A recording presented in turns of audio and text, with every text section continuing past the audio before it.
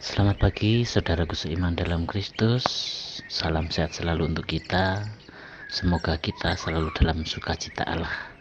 Marilah kita siapkan hati dan pikiran kita untuk mendengarkan firman Tuhan. Tuhan beserta kita sekarang dan selama-lamanya. Inilah Injil Yesus Kristus menurut Santo Markus bab 5 ayat 1 sampai 20. Dimuliakanlah Tuhan. Sekali peristiwa, sampailah Yesus dan murid-muridnya di seberang danau Galilea, di daerah orang Gerasa. Baru saja Yesus turun dari perahu, datanglah kepadanya seorang yang kerasukan roh jahat dari pekuburan. Orang itu diam di sana dan tidak ada lagi yang sanggup mengikatnya. Dengan rantai sekalipun, sudah sering ia dibelenggu dan dirantai, tetapi rantai itu diputuskannya dan belenggu itu dimusnahkannya, sehingga tidak ada seorang pun yang cukup kuat untuk menjinakkannya. Siang malam ia berkeliaran di pekuburan dan di bukit-bukit sambil berteriak-teriak dan memukuli diri dengan batu. Ketika melihat Yesus dari jauh, berlarilah ia mendapatkannya, lalu menyembahnya, dan dengan keras ia berteriak, "Apa urusanmu dengan aku, hai Yesus, Anak Allah yang Maha Tinggi? Demi Allah, jangan siksa aku." Karena sebelumnya Yesus mengatakan kepadanya, "Hai engkau orang jahat, keluarlah dari orang ini." Kemudian Yesus bertanya kepada orang itu, "Siapa namamu?" Jawabnya, "Namaku Legion, karena kami banyak." Ia memohon dengan sangat supaya Yesus jangan mengusir roh-roh itu keluar dari daerah itu. Adalah di sana, di lereng bukit, sekawanan babi sedang mencari makan. Lalu roh-roh itu meminta kepada Yesus, katanya, "Suruhlah kami pindah ke dalam babi-babi itu, dan biarkanlah kami memasukinya." Yesus mengabulkan permintaan mereka. Lalu keluarlah roh-roh jahat itu dan memasuki babi-babi itu. Maka kawanan babi yang kira-kira 2000 jumlahnya itu terjun dari tepi jurang ke dalam danau dan mati lemas di dalamnya. Maka larilah penjaga-penjaga babi itu. Mereka menceritakan hal itu di kota dan di kampung-kampung sekitarnya. Lalu keluarlah orang untuk melihat apa yang telah terjadi. Mereka datang kepada Yesus dan melihat orang yang kerasukan itu duduk. Orang yang tadinya kerasukan legion itu kini berpakaian dan sudah waras. Maka takutlah mereka. Orang-orang yang telah melihat sendiri hal itu menceritakan apa yang telah terjadi atas orang yang kerasukan setan itu dan tentang babi-babi itu. Lalu mereka mendesak Yesus supaya ia meninggalkan daerah mereka. Pada waktu Yesus naik lagi ke dalam perahu, orang yang tadinya kerasukan setan itu meminta supaya ia diperkenankan menyertai Yesus. Tetapi Yesus tidak memperkenankannya. Yesus berkata kepada orang itu, "Pulanglah ke rumahmu, kepada orang-orang sekampungmu, dan beritahukanlah kepada mereka segala yang telah diperbuat Tuhan atasmu, dan ceritakan bagaimana ia telah mengasihani engkau." Orang itu pun pergi dan mulai memberitakan di daerah Dekapolis segala yang telah diperbuat Yesus atas dirinya, dan mereka semua menjadi heran. Demikianlah Injil Tuhan. Terpujilah Kristus. Selamat pagi para sahabatku, sahabat suara hati, rekan muda, para selamarian dan pendengar dimanapun Anda berada.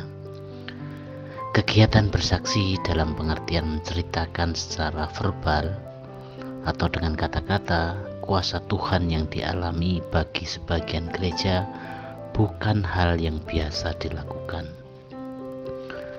Kesaksian sejatinya termasuk salah satu tugas gereja yang mesti dilakukan. Kesaksian sejati adalah kehidupan yang memperlihatkan kuasa Tuhan, sehingga orang lain mengenal keselamatan di dalam Kristus. Melalui bacaan Injil hari ini, bagaimana mengisahkan tentang orang yang kerasukan roh jahat. Orang yang kerasukan roh jahat yang banyak itu merasa tidak nyaman dengan kehadiran orang yang baik, yakni Yesus sendiri. Orang itu mengatakan, itu karena roh jahatnya sudah banyak, yakni legion. Semakin banyak roh jahat, semakin dengan gampang saja kita mempunyai sikap, apa urusanmu denganku atau keluargaku. Selama ini mereka berkuasa atas orang Gerasa itu, bahkan mereka juga menguasai penduduk Gerasa. Tidak satu orang pun dari mereka yang mampu menangani legion. Kehadiran Yesus menjadi ancaman kehancuran bagi legion. Kesadaran itu menjadi konkret, menjadi nyata.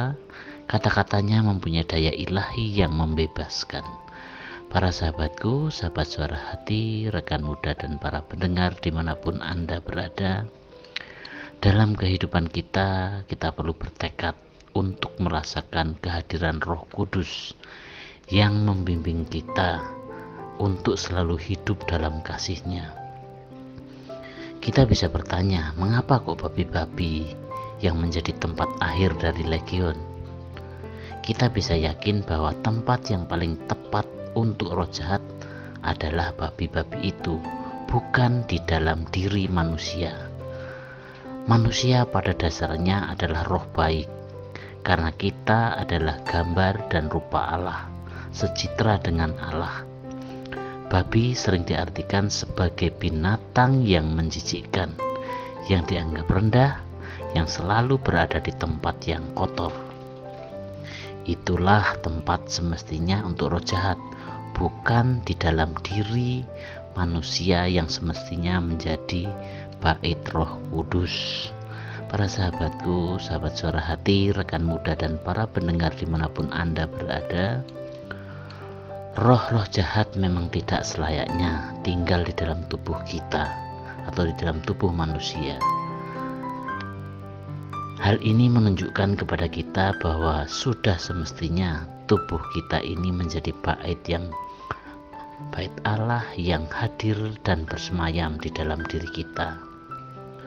Tubuh kita dikuduskan dan disucikan untuk menjadi tempat tinggalnya berkat Allah, damai dan kasih, kebenaran dan kelemah lembutan.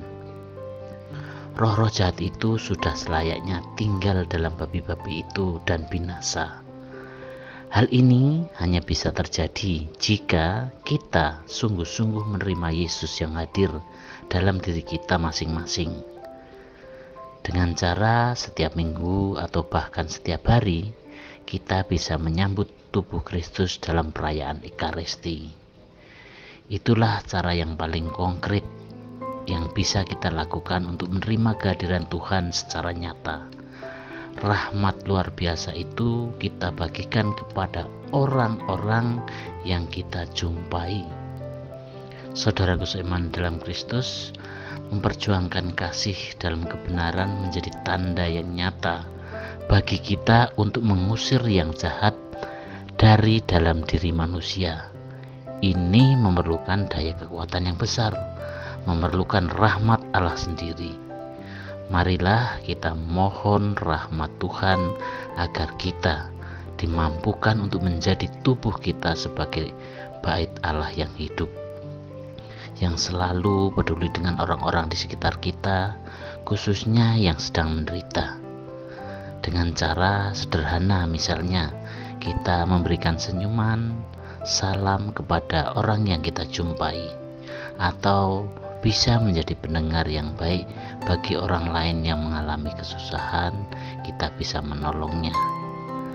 Demikianlah permenungan hari ini. Semoga hidup kita semakin bermanfaat. Dan untuk mengakhiri permenungan kita, marilah kita berdoa. Dalam nama Bapa dan Putra dan Roh Kudus. Amin. Ya Bapa yang penuh kasih, bersabdalah, hamba-Mu mendengarkan. Semoga kami mampu menjadi orang yang setia, yang selalu taat kepadamu. Kami sadar bahwa sabdamu adalah jalan kebenaran dan hidup kami. Tuntunlah kami selalu dalam terang Roh Kudus-Mu. Doa ini kami serahkan kepadamu Tuhan, dengan perantaraan Kristus Tuhan kami. Amin.